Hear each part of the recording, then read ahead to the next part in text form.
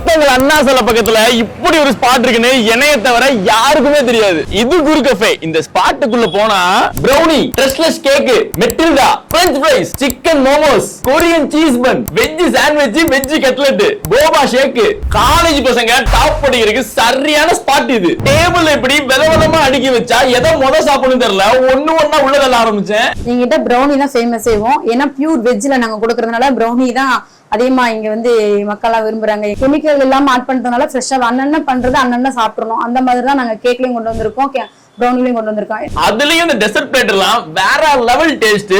திரமிசு, strawberry, banana, churros, marshmallow, brownie இதெல்லாம் எப்படி சாப்பிடணும்னா இத அழகா எடுத்து இந்த 3 டிப்லயும் அப்படி டிப் பண்ணி சாப்பிட்டீங்கன்னா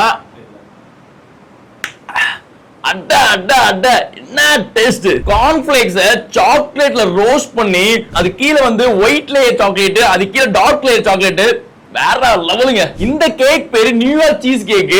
கேக்ல சீஸ் இருக்கா இல்ல சீஸ்ல கேக் இருக்கான்னு தெரியல, அவ்வளவு சாஃப்டா இருக்குங்க. நீங்க இங்க பர்த்டே, கிறிஸ்மஸ், நியூ இயர்க்குலாம் வந்து கேக் ஆர்டர் பண்ணீங்கன்னா கிஃப்டாவே ஒரு ஹெட்போன்ஸ் தராங்க. கேக் ரேட்லாம் 200 ரூபாயில இருந்தே இருக்குது. காலேஜ் ஸ்டூடண்ட்ஸ்லாம் வந்து ஐடி கார்டு காமிச்சீங்கன்னா பிரௌனிலாம் வெறும் 40 ரூபா தான்.